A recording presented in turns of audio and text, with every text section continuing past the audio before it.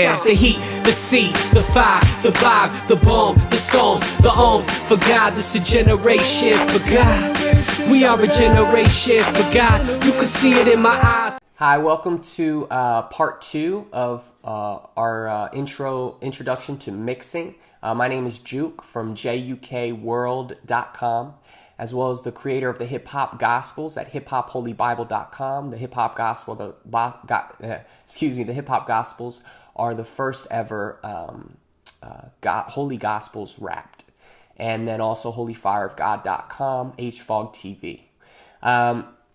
So last week we talked a little bit about panning, a little bit about loudness, a little about the concepts of mixing, and I just want to continue on where we left off. All right, let's jump into it. So we talked a little bit about panning last week. Another part of your mixing duties is what instruments to turn up louder and what to keep more so in the background. Again, I'm reading off notes here that I have. Not everything can be on full blast in the music in order for the sound to come through clearly. Some instruments are going to be more important for you to have louder at certain parts of the music, and others are more of secondary instruments, still important but not meant to be primary.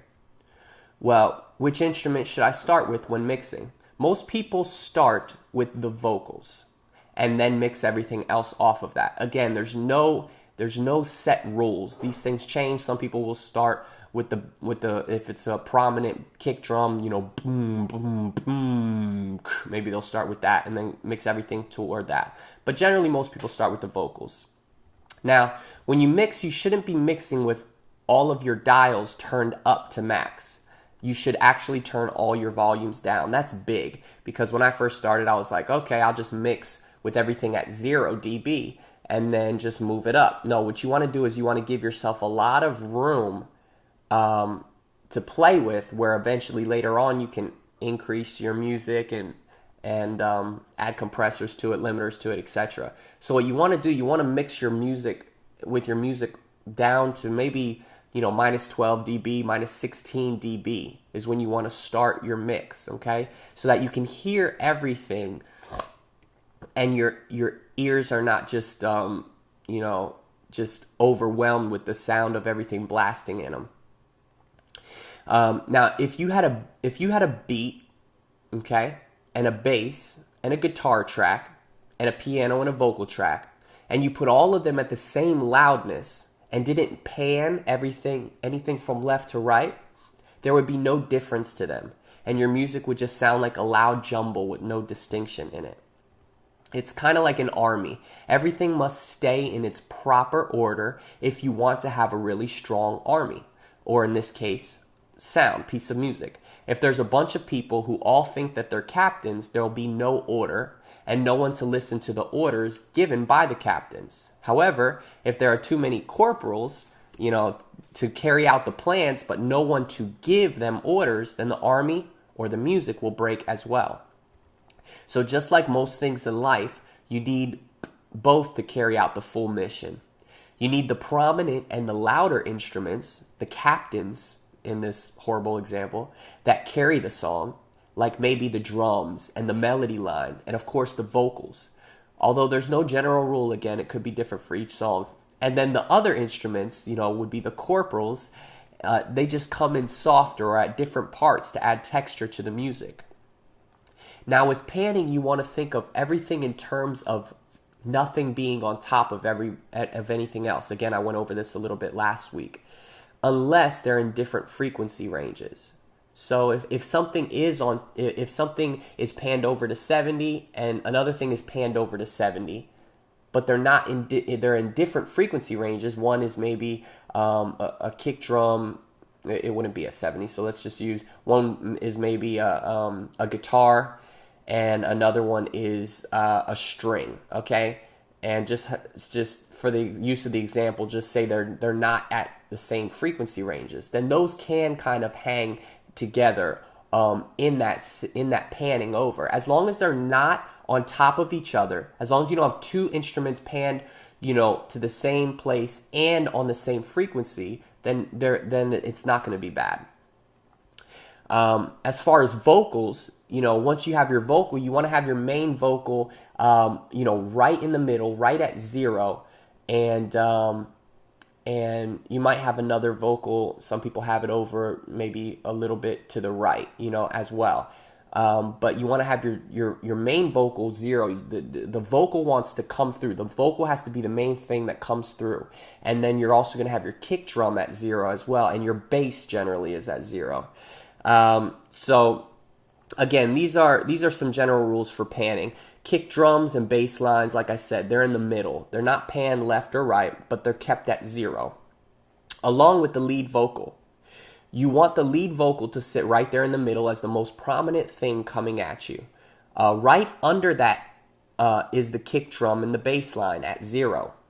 Some people like to have their snares also in the middle. I actually like to keep mine hard right and hard left. In mixing, you can do something that's, where you'll have actually a snare, you'll duplicate it, and you'll have what's called a dry snare in your left ear and then a wet snare in your right ear.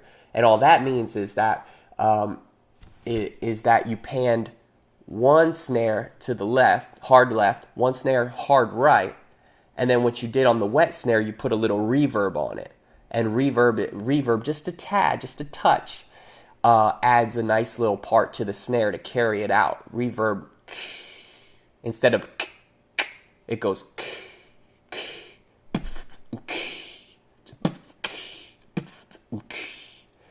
It adds something nice to that.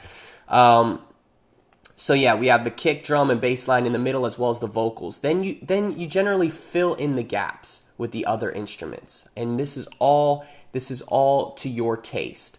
There are no hard rules because each song is different, has a different feel to it, and thus requires different mixing to it. But I generally have hi-hats at about 90. So I'll have the kick drum and the bass and the vocal down the middle, and then on the far right or far left I'll have the snare. Unless I even change. Sometimes I don't do the snare at 100, but panned at 100. But oftentimes I will. And then I'll have the hi-hats maybe about 90. And then you just kind of fill in the gaps in the middle. You might have this. You might have the strings far out. Generally, I like to have the strings panned out hard left and right, and I'll just kind of fit everything. The piano, the guitar. You want to fit everything to where it sounds nice to you. As far as your vocals, that in itself is a whole nother can.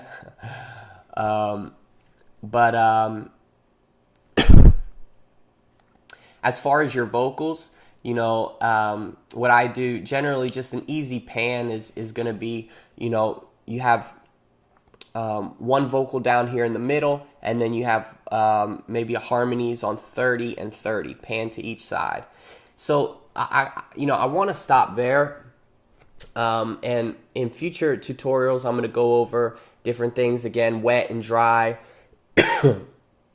how to make your sound thicker, how to mix vocals together, better, and things like that, and then even graduate to more complex things within mixing and mastering. But I just wanted to give you conceptually an idea of what mixing and mastering is, what it is about. Not even mastering, mixing, because I haven't even touched mastering. But what mixing is about, because I know when I started out, that was something that I was trying to figure out, was why I needed to mix. Why should I pay somebody, to mix my music? What's the big deal? Well, what the big deal is that it takes your music from just bleh to layered pockets of music.